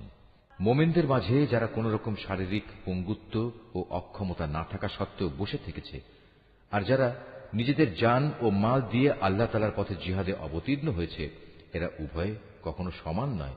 ঘরে বসে থাকা লোকদের তুলনায় ময়দানের মুজাহিদদের, যারা নিজেদের জান মাল দিয়ে আল্লাহ তাআলার পথে জিহাদ করেছে, আল্লাহ তাআলা তাদের উঁচু মর্যাদা দান করেছেন। জিহাদ তখনও ফরজ ঘোষিত না হওয়ায় এদের সবার জন্য আল্লাহ তাআলা উত্তম পুরস্কারের ওয়াদা করেছেন। কিন্তু এটা ঠিক, আল্লাহ তাআলা ঘরে বসে থাকা লোকদের উপর সংগ্রামরত ময়দানের মুজাহিদদের অনেক শ্রেষ্ঠত্ব দান করেছেন। এই মর্যাদা দেয়া হয়েছে স্বয়ং আল্লাহ তাআলার পক্ষ থেকেই। এর সাথে রয়েছে তার ক্ষমা ও দয়া। মূলত আল্লাহ তাআলা বড় ক্ষমাশীল ও অতীব দয়ালু। যারা নিজেদের উপর জুলুম করেছিল তাদের প্রাণ কেড়ে নেওয়ার সময় মওতের ফেরেশতারা যখন তাদের জিজ্ঞেস করবে, বলতো এর আগে সেখানে তোমরা কিভাবে ছিলে? তারা বলবে, আমরা দুনিয়ায় দুর্বল ও অক্ষম ছিলাম। ফেরেশতারা বলবে, কেন তোমাদের জন্য আল্লাহর এই জমিন কি প্রশস্ত ছিল না? তোমরা ইচ্ছে করলে যেখানে চলে যেতে পারতে। আসলে এরা হচ্ছে অপরাধী। এরা হচ্ছে সেসব লোক যাদের আবাসস্থল হচ্ছে জাহান্নাম, আর তা কত নিকৃষ্টতম আবাস। তবে সেসব নারী পুরুষ ও শিশু সন্তান যাদের হিজরত করার মতো শারীরিক শক্তি ছিল না, কোথাও যাওয়ার কোনো উপকরণ ছিল না, তাদের কথা আলাদা। এরা হচ্ছে সেসব মানুষ আল্লাহ তাআলা সম্ভবত যাদের মাফ করে দেবেন।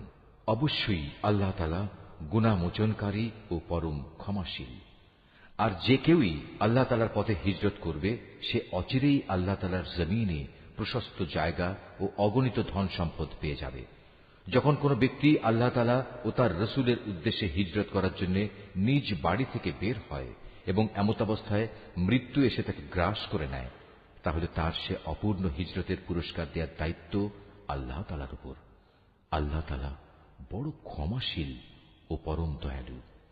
তোমরা যখন সফরে বের হবে তখন তোমাদের যদি এ আশঙ্কা থাকে যে কাফেররা নামাজের সময় আক্রমণ করে তোমাদের বিপদগ্রস্ত করে ফেলবে, তাহলে সে অবস্থায় তোমরা যদি তোমাদের নামাজ সংক্ষিপ্ত করে নাও তাতে তোমাদের কোনোই দোষ নেই। নিঃসন্দেহে কাফেররা হচ্ছে তোমাদের প্রকাশ্যতম দুশমন। হে নবী, তুমি যখন মুসলমানদের মাঝে অবস্থান করবে এবং যুদ্ধাবস্থায় যখন তুমি তাদের ইমামতির জন্য নামাজে দাঁড়াবে, তখন যেন তাদের একদল লোক তোমার সাথে নামাজে দাঁড়ায় এবং তারা যেন তাদের অস্ত্র সাথে নিয়ে সতর্ক থাকে। অতঃপর তারা যখন নামাজের সিজদা সম্পন্ন করে নেবে তখন তারা তোমাদের পেছনে থাকবে।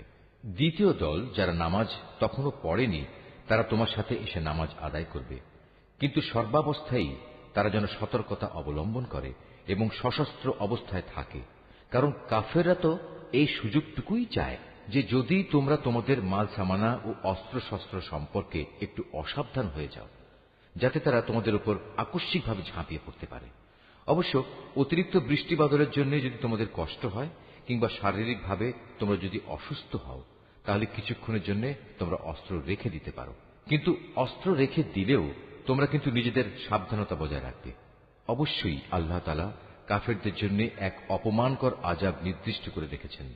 অতঃপর তোমরা যখন নামাজ শেষ করে নেবে তখন দাঁড়িয়ে, বসে এবং শুয়ে তথা সর্বাবস্থায় আল্লাহ তাআলাকে স্মরণ করতে থাকবে। এরপর যখন তোমরা পুরোপুরি স্বস্তি বোধ করবে তখন যথারীতি নামাজ আদায় করবে। অবশ্যই নামাজ ঈমানদারদের উপর সুনির্দিষ্ট সময়ের সাথেই ফরজ করা হয়েছে। কোন শত্রু দলের পেছনে ধাওয়া করার সময় তোমরা বিন্দু মাত্র মনোবল হারিও না। তোমরা যদি কষ্ট পেয়ে থাকো তাহলে জেনে রেখো তারাও তো তোমাদের মতো কষ্ট পাচ্ছে। কিন্তু তোমরা আল্লাহ তাআলার কাছ থেকে যে জান্নাত আশা করো তারা তো তা করে না। নিশ্চয়ই আল্লাহ তাআলা সর্বজ্ঞ, কুশলী। অবশ্যই আমি সত্য দ্বীনের সাথে তোমার উপর এই গ্রন্থ নাজিল করেছি, যাতে করে আল্লাহ তাআলা তোমাকে যা জ্ঞানের আলো দেখিয়েছেন তার আলোকে তুমি মানুষদের বিচার মীমাংসা করতে পারো। তবে বিচার ফয়সালার সময় তুমি কখনো বিশ্বাসঘাতকদের পক্ষে তর্ক করো না। তুমি আল্লাহ তাআলার কাছে ক্ষমা প্রার্থনা করো। অবশ্যই আল্লাহ তাআলা বড় ক্ষমাশীল ও পরম দয়ালু।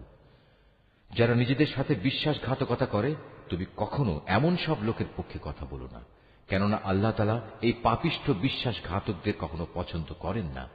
এরা মানুষদের কাছ থেকে নিজেদের কর্ম লুকিয়ে রাখতে চায়, কিন্তু আল্লাহ তাআলার কাছ থেকে তারা কিছুই লুকোতে পারবে না।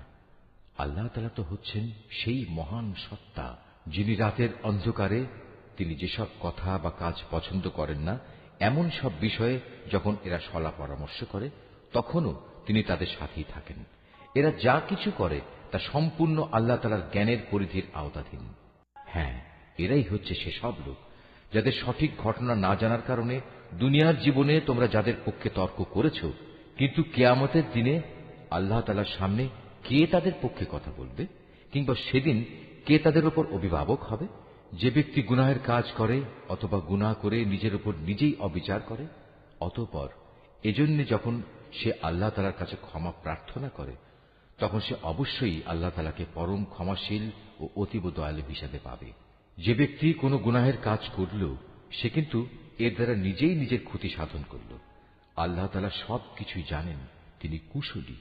যে ব্যক্তি একটি অন্যায় কিংবা পাপ কাজ করল, কিন্তু সে দোষ চাপিয়ে দিল একজন নির্দোষ ব্যক্তির ওপর, এ কাজের ফলে সে প্রকারান্তরে সাংঘাতিক একটা অপবাদ ও জঘন্য গুনাহের বোঝা নিজের ঘাড়ে উঠিয়ে নিল। এ পরিস্থিতিতে যদি তোমার উপর আল্লাহ তাআলার অনুগ্রহ ও দয়া না থাকত, তাহলে এদের একদল লোক তো তোমাকে প্রায় ভুল পথে পরিচালিত করেই ফেলেছিল। যদিও তারা এই আচরণ দিয়ে তাদের নিজেদের ছাড়া অন্য কাউকেই পথভ্রষ্ট করতে পারছিল না। অবশ্য তাদের এই প্রতারণামূলক কাজ দ্বারা তারা তোমার কোনোই ক্ষতি সাধন করতে সক্ষম হতো না, কারণ আল্লাহ তাআলা তাঁর গ্রন্থ ও সে গ্রন্থলব্ধ কলা কৌশল তোমার উপর নাযিল করেছেন, এবং তিনি তোমাকে এমন সবকিছুর জ্ঞান শিক্ষা দিয়েছেন যা আগে তোমার জানা ছিল না। তোমার উপর আল্লাহ তাআলার অনুগ্রহ ছিল অনেক বড়। এদের অধিকাংশ গোপন সলা পরামর্শের ভেতরই কোনো কল্যাণ নিহিত নেই। তবে যদি কেউ এর দ্বারা কাউকে কোনো দান খয়রাত, সৎ কাজ ও অন্য মানুষের মাঝে শান্তি ও সম্প্রীতি স্থাপনের আদেশ দেয়, তা ভিন্ন কথা। আর আল্লাহ তাআলার সন্তুষ্টি অর্জনের লক্ষ্যে যদি কেউ এসব কাজ করে, তাহলে অতি শীঘ্রই আমি তাকে মহাপুরস্কার দেব। আবার যে ব্যক্তি তার কাছে প্রকৃত সত্য স্পষ্ট হয়ে যাওয়ার পর রসুলের বিরুদ্ধে আচরণ করবে এবং ইমানদারদের পথ ছেড়ে বেঈমান লোকদের নিয়ম নীতির অনুসরণ করবে, তাকে আমি সেদিকেই পরিচালিত করব যেদিকে সে চলতে চেয়েছে। এর শাস্তি হিসেবে তাকে আমি জাহান্নামের আগুনে পুড়িয়ে দেব, আর তা কত নিকৃষ্ট আবাসস্থল। আল্লাহ তাআলা এ বিষয়টি ক্ষমা করবেন না যে তার সাথে কোন রকম শরীক করা হবে। এছাড়া অন্য সকল গুনাহ তিনি যাকে ইচ্ছা করেন তাকে ক্ষমা করে দিতে পারেন। তাই যে ব্যক্তি আল্লাহ তাআলার সাথে কাউকে শরীক করল, সে মূলত চরমভাবে গোমরাহ হয়ে গেল। আল্লাহকে ছাড়া এর আর কাকে ডাকে? ডাকে নিকৃষ্ট দেবীকে কিংবা কোনো বিদ্রোহী শয়তানকে। তার উপর আল্লাহ তাআলা অভিশাপ বর্ষণ করেছেন, কারণ সে আল্লাহকে চ্যালেঞ্জ দিয়ে বলেছিল, আমি তোমার বান্দাদের এক অংশকে নিজের দলে শামিল করেই ছাড়ব। সে আরো বলেছিল, আমি অবশ্যই তোমার বান্দাদের গোমরাহ করে দেব, আমি অবশ্যই তাদের হৃদয়ে নানা প্রকারের মিথ্যা কামনা বাসনা জাগিয়ে তুলব, এবং আমি তাদের নির্দেশ দেব যেন তারা কুসংস্কারে লিপ্ত হয়ে জন্তু জানোয়ারের কান ছিদ্র করে দেয়। আমি তাদের আরো নির্দেশ দেব যেন তারা আল্লাহ তাআলার সৃষ্টিকে বিকৃত করে দেয়। মূলত যে কোনো ব্যক্তি আল্লাহ তাআলার বদলে শয়তানকে নিজের পৃষ্ঠপোষক বানিয়ে নেবে, সে এক সুস্পষ্ট ক্ষতি ও লোকসানের সম্মুখীন হবে। সে অভিশপ্ত শয়তান তাদের নানা প্রতিশ্রুতি দেয়, তাদের সামনে মিথ্যা বাসনার মায়াজাল সৃষ্টি করে, আর শয়তান যা প্রতিশ্রুতি দেয় তা হচ্ছে প্রতারণা মাত্র। এরাই হচ্ছে সেসব হতভাগ্য ব্যক্তি যাদের আবাসস্থল হচ্ছে জাহান্নাম, যার আযাব থেকে মুক্তির কোনো পন্থাই তারা খুঁজে পাবে না। অপরদিকে যারা শয়তানের প্রতিশ্রুতি উপেক্ষা করে আল্লাহ তাআলার উপর ঈমান আনবে এবং ভালো কাজ করবে, তাদের আমি অচিরেই এমন এক জান্নাতে প্রবেশ করাবো যার তলদেশ দিয়ে ঝর্ণাধারা বইতে থাকবে। তারা সেখানে অনন্তকাল ধরে অবস্থান করবে। আল্লাহর ওয়াদা সত্য, আর আল্লাহর চাইতে বেশি সত্য কথা কে বলতে পারে? মানুষের ভালো মন্দ যেমনি তোমাদের খেয়াল খুশির সাথে জড়িত নয়, তেমনি তা আহলে কিতাবদের খেয়াল খুশির সাথেও সম্পৃক্ত নয়। আসল কথা হচ্ছে, যে ব্যক্তি কোনো গুনাহের কাজ করবে তাকে তার প্রতিফল ভোগ করতে হবে, আর এ পাপী ব্যক্তি সেদিন আল্লাহ তাআলা ছাড়া অন্য কাউকেই নিজেদের পৃষ্ঠপোষক ও সাহায্যকারী হিসেবে পাবে না। পক্ষান্তরে যে ব্যক্তি কোনো ভালো কাজ করবে, নর কিংবা নারী, সে যদি ঈমানদার অবস্থায় তা সম্পাদন করে, তাহলে সে এবং তার মতো সব লোক অবশ্যই জান্নাতে প্রবেশ করবে। পুরস্কার দেওয়ার সময় তাদের উপর বিন্দু মাত্র অবিচার করা হবে না। তার চাইতে উত্তম জীবন বিধান আর কার হতে পারে যে আল্লাহ তাআলার নির্দেশের সামনে মাথা নত করে দেয়? মূলত সেই হচ্ছে নিষ্ঠাবান ব্যক্তি। তদুপরি সে নিষ্ঠার সাথে ইব্রাহিমের আদর্শ মেনে চলে, আর আল্লাহ তাআলা ইব্রাহিমকে স্বীয় বন্ধুরূপে গ্রহণ করেছেন। আসমান ও জমিনে যা কিছু আছে তার সবকিছুই আল্লাহ তাআলার জন্য, আর আল্লাহ তাআলা তাঁর ক্ষমতা দিয়ে সবকিছুই পরিবেষ্টন করে আছেন। হে নবী, তারা তোমার কাছে নারীদের ব্যাপারে সিদ্ধান্ত জানতে চায়। তুমি তাদের বলো, আল্লাহ তাআলা তাদের ব্যাপারে তোমাদের জানিয়ে দিচ্ছেন তা সেই এতিম নারীদের সম্পর্কিত ব্যাপার, আর এ কিতাব থেকে যা কিছু তোমাদের উপর পঠিত হচ্ছে। আল্লাহ তাআলা তাদের জন্য যেসব অধিকার দান করেছেন যা তোমরা আদায় করতে চাও না, অথচ তোমরা তাদের বিয়ে ঠিকই করতে চাও। অসহায় শিশু সন্তান ও এতিমদের ব্যাপারে তোমাদের বলা হচ্ছে তোমরা যেন সুবিচার কায়েম করো। তোমরা যেটুকু সৎ কাজই করো আল্লাহ তাআলা তার সবকিছু সম্পর্কেই সম্যকভাবে অবহিত রয়েছেন। যদি কোনো স্ত্রীলোক তার স্বামীর কাছ থেকে দুর্ব্যবহার কিংবা অবজ্ঞার আশঙ্কা করে, তাহলে সে অবস্থায় পারস্পরিক ভালোর জন্য আপোষ নিষ্পত্তি করে নিলে তাদের উপর এতে কোনো দোষ নেই, কারণ সর্বাবস্থায় আপোষ মীমাংসার পন্থাই হচ্ছে উত্তম পন্থা। কিন্তু সমস্যা হচ্ছে মানুষ আপোষ করতে গেলে লালসার দিকেই বেশি পরিমাণে ধাবিত হয়ে পড়ে। কিন্তু তোমরা যদি সততার পন্থা অবলম্বন করো এবং শয়তানের কাছ থেকে নিজেকে রক্ষা করো, তাহলে সেটাই তোমাদের জন্য ভালো, কারণ আল্লাহ তাআলা তোমাদের সব কর্মকাণ্ড অবলোকন করে থাকেন। তোমরা কখনো একাধিক স্ত্রীদের মাঝে ইনসাফ করতে পারবে না, যদিও মনে প্রাণে তোমরা তা চাইবে। তাই তাদের একজনের দিকে তুমি এমন ভাবে ঝুঁকে পড়ো না যে দেখে মনে হবে আরেকজনকে ঝুলন্ত অবস্থায় রেখে দিয়েছ।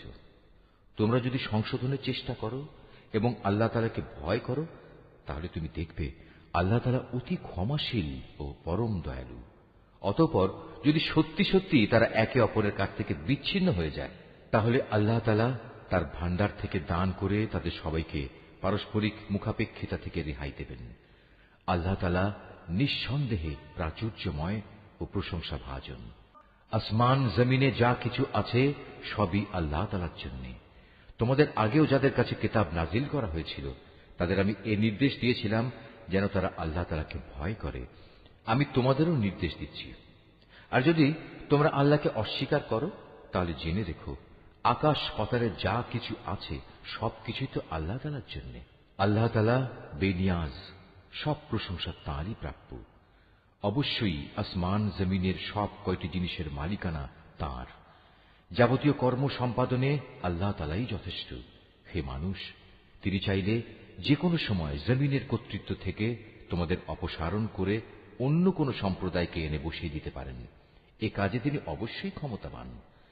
তোমাদের মধ্যে যে ব্যক্তি এ দুনিয়াতেই তার পুরস্কার পেতে চায় তার জেনে রাখা উচিত আল্লাহ তাআলার কাছে তো ইহকাল পরকাল এ উভয় কালের পুরস্কারই রয়েছে।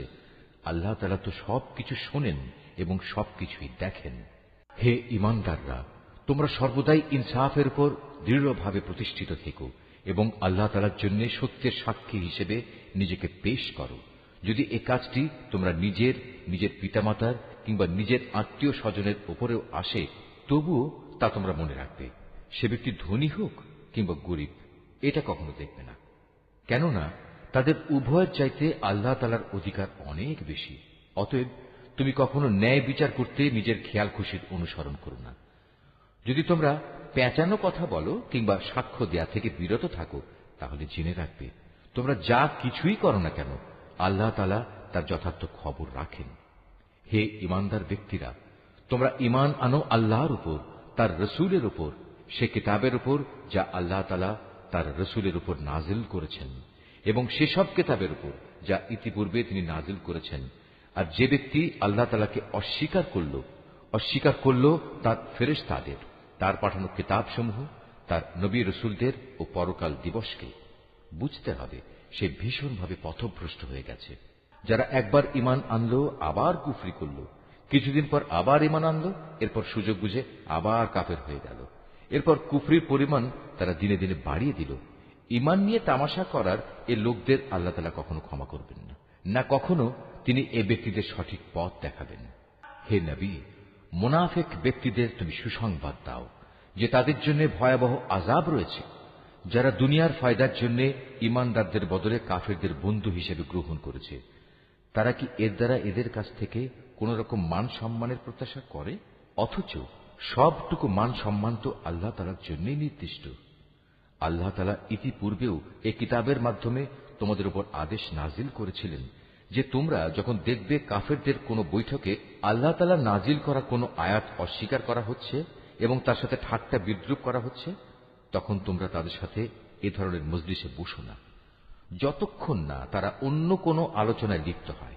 এমনটি করলে অবশ্যই তোমরা তো তাদের মতো হয়ে গেলে। জেনে রেখো, আল্লাহ তাআলা অবশ্যই সব কাফের ও মুনাফিকদের জাহান্নামে একত্রিত করে ছাড়বেন। যারা সবসময় তোমাদের শুভ দিনের প্রতীক্ষায় থাকে, যদি আল্লাহ তাআলার অনুগ্রহে তোমাদের বিজয় আসে, তখন এরা কাছে এসে বলবে, কেন আমরা কি এই যুদ্ধে তোমাদের পক্ষে ছিলাম না? আবার যদি কখনো কাফেরদের ভাগে বিজয়ের অংশ লেখা হয়, তাহলে এরা সেখানে গিয়ে বলবে, আমরা কি তোমাদের মুসলমানদের কাছ থেকে রক্ষা করিনি? এমন অবস্থায় শেষ বিচারের দিনেই আল্লাহ তাআলা তোমাদের উভয়ের মাঝে ফয়সালা শুনিয়ে দেবেন এবং আল্লাহ তাআলা সেদিন মোমেনদের বিরুদ্ধে এ কাফেরদের কোনো অজুহাত পেশ করার পথ অবশিষ্ট রাখবেন না। অবশ্যই মুনাফিকরা আল্লাহ তাআলাকে ধোঁকা দেয়। মূলত এর মাধ্যমে আল্লাহই তাদের প্রতারণায় ফেলে দিচ্ছেন। এরা যখন নামাজে দাঁড়ায় তখন একান্ত আলস্য ভরেই দাঁড়ায়, আর তাও কেবল লোক দেখানোর জন্যই। এরা আল্লাহ তাআলাকে আসলে কমই স্মরণ করে। এরা কুফরি ও ইমানের এর দোটানায় দোদুল্যমান। এরা না এদিকে না ওদিকে। তুমি সে ব্যক্তিকে কখনো সঠিক পথ দেখাতে পারবে না যাকে আল্লাহ তাআলাই গোমরাহ করে দেন। হে ইমানদার বান্দারা, তোমরা ইমানদার ব্যক্তিদের বাদ দিয়ে কাফেরদের নিজেদের বন্ধুরূপে গ্রহণ করো না। তোমরা কি তাদের বন্ধুরূপে গ্রহণ করে আল্লাহ তাআলার কাছে তোমাদের বিরুদ্ধে কোনো সুস্পষ্ট প্রমাণ তুলে দিতে চাও? এ কাফের ও মুনাফিকরা জাহান্নামের সর্বনিম্ন স্তরে অবস্থান করবে। তুমি সেদিন তাদের জন্য কোনো সাহায্যকারী খুঁজে পাবে না। তবে তাদের কথা আলাদা, যারা তওবা করে এবং পরবর্তী জীবন সংশোধন করে নেয়, আল্লাহ তাআলার রশি শক্ত করে ধরে রাখে এবং একমাত্র আল্লাহ তাআলার উদ্দেশ্যেই স্বীয় জীবন বিধান একনিষ্ঠ করে নেবে। এসব লোকেরা অবশ্যই সেদিন বিশ্বাসী বান্দাদের সাথে অবস্থান করবে, আর অচিরেই আল্লাহ তাআলা তার ঈমানদার বান্দাদের বড় ধরনের পুরস্কার দেবেন। তোমরাই বলো, আল্লাহ তাআলা কি খামোখা তোমাদের শাস্তি দেবেন যদি তোমরা তার প্রতি কৃতজ্ঞতা আদায় করো এবং তার উপর ঈমান আনো? বস্তুত আল্লাহ তাআলা হচ্ছেন সর্বোচ্চ পুরস্কার দাতা, সম্যক ওয়াকিবহাল। আল্লাহ তাআলা প্রকাশ্যভাবে মন্দ কথা বলা কখনো পছন্দ করেন না। তবে যে ব্যক্তির উপর অবিচার করা হয়েছে তার কথা আলাদা। আল্লাহ তাআলা ভালোভাবে শোনেন এবং জানেন। ভালো কাজ তোমরা প্রকাশ্যে করো কিংবা তা গোপনে করো, অথবা কোনো মন্দ কাজের জন্য যদি তোমরা ক্ষমা করে দাও, তাহলে তোমরাও দেখতে পাবে আল্লাহ তাআলা অতি ক্ষমাশীল ও প্রবল শক্তিমান। যারা আল্লাহ তাআলা ও তার রসুলদের অবিশ্বাস করে এবং আল্লাহ তাআলা ও রসুলদের মাঝে এই বলে একটা পার্থক্য করতে চায় যে আমরা রসুলদের কয়েকজনকে স্বীকার করি আবার কয়েকজনকে অস্বীকার করি, এর দ্বারা আসলে এরা নিজেদের জন্য একটা মাঝামাঝি রাস্তা বের করে নিতে চায়। এরাই হচ্ছে সত্যিকারের কাফের। আর আমি এ কাফেরদের জন্যই নির্দিষ্ট করে রেখেছি এক চরম লাঞ্ছনাদায়ক শাস্তি। অপরদিকে যারা আল্লাহ তাআলা ও তার রসুলের উপর ঈমান আনে এবং তার পাঠানো নবী রসুলদের একজনের সাথে আরেকজনের কোন রকম পার্থক্য করে না, এরাই হচ্ছে সেসব লোক যাদের তিনি অচিরেই অনেক পুরস্কার দান করবেন। প্রকৃতপক্ষে আল্লাহ তাআলা অত্যন্ত ক্ষমাশীল ও মহাদয়ালু। আহলে কেতাবের লোকেরা তোমার কাছে চায় তুমি যেন আসমান থেকে তাদের জন্য কোনো কেতাব নাজিল করো। এরা তো মুসার কাছে এর চাইতে বড় রকমের দাবি পেশ করেছিল। তখন তারা বলেছিল, হে মুসা, তুমি স্বয়ং আল্লাহ তাআলাকেই আমাদের প্রকাশ্যভাবে দেখিয়ে দাও।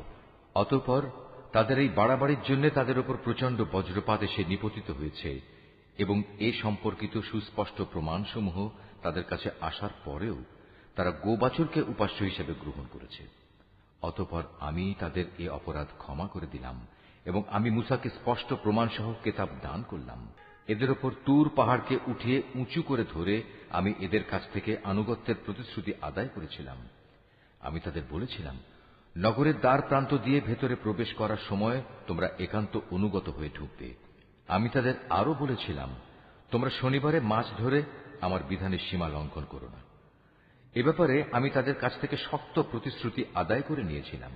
অতঃপর তাদের পক্ষ থেকে এই প্রতিশ্রুতি ভঙ্গ করা, আল্লাহর আয়াতসমূহকে তাদের অস্বীকার করা এবং অন্যায়ভাবে আল্লাহ তাআলার নবীদের তাদের হত্যা করা, তদুপরি তাদের একথা বলা আমাদের হৃদয়ে বাতিল চিন্তাধারায় আচ্ছাদিত হয়ে আছে। প্রকৃতপক্ষে তাদের ক্রমাগত অস্বীকার করার কারণে আল্লাহ তাআলা স্বয়ং তাদের দিলের উপর মোহর মেরে দিয়েছেন। তাই এদের কম সংখ্যক লোকই ঈমান আনে। যেহেতু এরা আল্লাহকে অস্বীকার করতেই থাকল, এরা পুণ্যবতী মারিয়ামের উপরও জঘন্য অপবাদ আনল।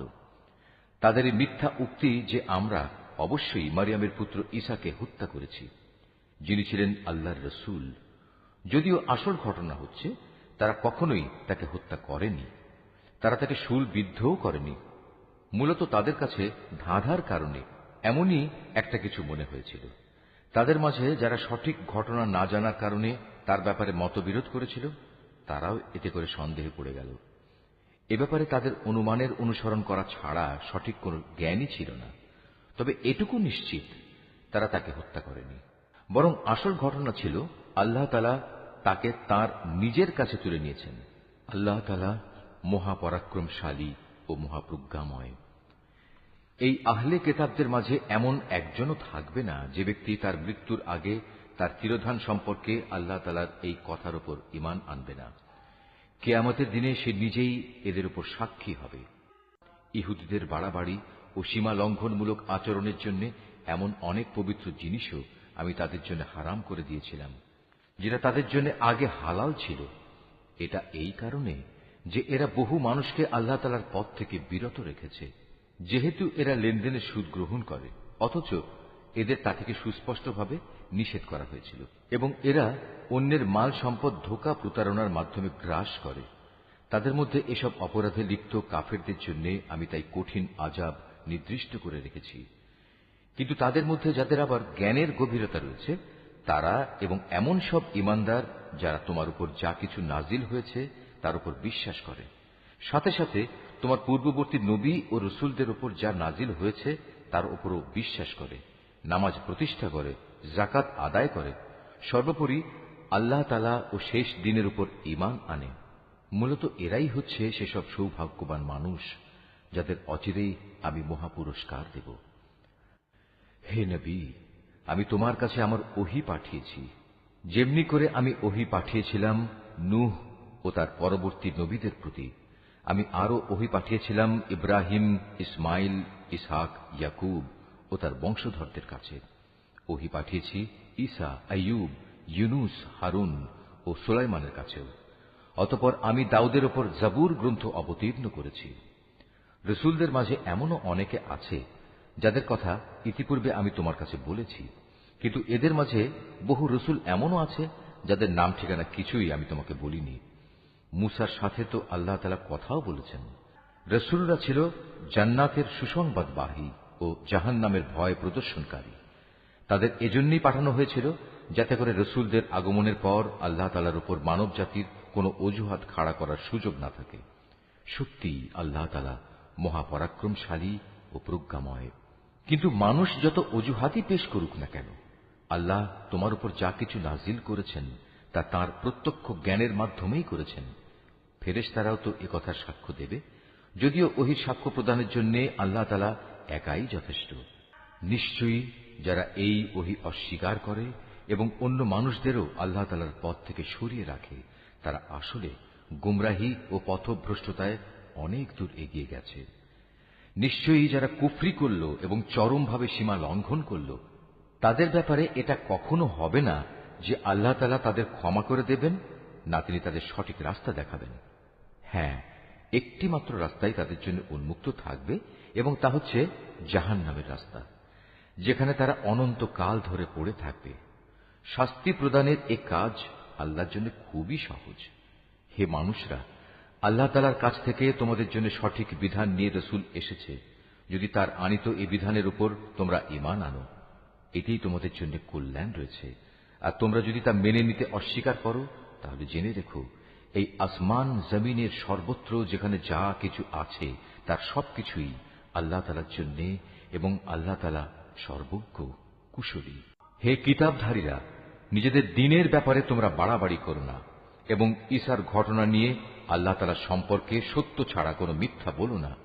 সে সত্য কথা হচ্ছে এই যে মরিয়ামের পুত্র মসীহ ছিল একজন রসূল ও তার এমন এক বাণী যা তিনি মরিয়ামের ওপর প্রেরণ করেছেন এবং সে ছিল আল্লাহ তাআলার কাছ থেকে পাঠানো এক রূহ। অতএব হে আহলে কিতাবরা, তোমরা আল্লাহ তাআলা ও তার রসূলদের উপর ঈমান আনো, আর কখনো এটা বলো না যে মাবুদের সংখ্যা ৩। এ জঘন্য মিথ্যা থেকে তোমরা বেঁচে থেকো, এটাই তোমাদের জন্য উত্তম। নিঃসন্দেহে আল্লাহ তাআলা তিনি তো একক মাবুদ। আল্লাহ তাআলা এ মূর্খতা থেকে অনেক পবিত্র যে তার কোনো সন্তান থাকবে। এ আকাশ ও ভূমণ্ডলের সব কিছুর মালিকানাই তো তাঁর, আর অভিভাবক হিসেবে আল্লাহ তাআলা যথেষ্ট। ঈসা মসীহ কখনো এতে বিন্দু মাত্র নিজেকে হেয় মনে করেননি যে সে নিজে আল্লাহ তাআলার বান্দা। আল্লাহ তাআলার একান্ত ঘনিষ্ঠ ফেরেশতারাও একে লজ্জাকর মনে করেনি। কোন ব্যক্তি যদি আল্লাহ তাআলার বন্দেগী করা সত্যি লজ্জাকর বিষয় মনে করে এবং এটা ভেবে সে অহংকার করে, তার জানা উচিত অচিরেই আল্লাহ তাআলা এদের সকলকে তাঁর সামনে একত্রিত করে দণ্ডাজ্ঞা দান করবেন। যেসব মানুষ আল্লাহ তাআলার উপর ঈমান এনেছে এবং ভালো কাজ করেছে, সেদিন তিনি তাদের এর জন্য পুরোপুরি পুরস্কার দেবেন। আল্লাহ তাআলা তাঁর একান্ত অনুগ্রহ থেকে তাদের পাওনা আরো বাড়িয়ে দেবেন। অপরদিকে যারা আল্লাহ তাআলার বিধান মেনে নেয়া লজ্জাজনক কিছু মনে করল এবং অহংকার করল, তাদের সবাইকেই আল্লাহ তাআলা কঠোর শাস্তি দান করবেন। সেদিন তারা আল্লাহকে ছাড়া দ্বিতীয় কোনো অভিভাবক ও সাহায্যকারী পাবে না। হে মানুষ, তোমাদের মালিকের কাছ থেকে তোমাদের কাছে একটি উজ্জ্বল প্রমাণ এসেছে এবং আমি তোমাদের কাছে উজ্জ্বল জ্যোতি নাজিল করেছি। অতঃপর যারা সে জ্যোতি দিয়ে ঈমান আনল এবং তাকে শক্ত করে আঁকড়ে ধরল, আল্লাহ তাআলা তাদের অচিরেই তাঁর অফুরন্ত দয়া ও অনুগ্রহে জান্নাতে প্রবেশ করাবেন এবং তাদের তিনি সঠিক পথে পরিচালিত করবেন।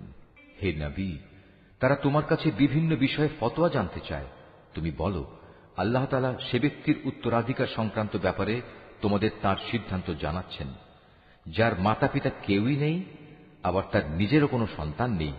এ ধরনের কোনো ব্যক্তি যদি মারা যায় এবং সে ব্যক্তি যদি সন্তানহীন হয় এবং তার একটি বোন থাকে, তাহলে সে বোনটি সে মৃত ব্যক্তির পরিত্যক্ত সম্পত্তির অর্ধাংশের মালিক হবে। অপরদিকে সে যদি নিঃসন্তান হয়, তাহলে সে তার বোনের সম্পত্তির উত্তরাধিকারী হবে। আবার যদি তারা দুজন হয়, তাহলে তারা দুই বোন সেই পরিত্যক্ত সম্পত্তির 3 ভাগের 2 ভাগ অংশের মালিক হবে। যদি সে ভাই বোনেরা কয়েকজন হয়, তাহলে মেয়েদের অংশ 1 ভাগ ও পুরুষদের অংশ 2 ভাগ হবে। আল্লাহ তাআলা উত্তরাধিকারের এ আইন কানুন অত্যন্ত সুস্পষ্টভাবে তোমাদের জন্য বলে দিয়েছেন, যাতে করে মানুষের উদ্ভাবিত বন্টন পদ্ধতিতে তোমরা বিভ্রান্ত হয়ে না পড়ো। আল্লাহ তাআলা সব কিছুর ব্যাপারেই সম্যক ওয়াকিবহাল।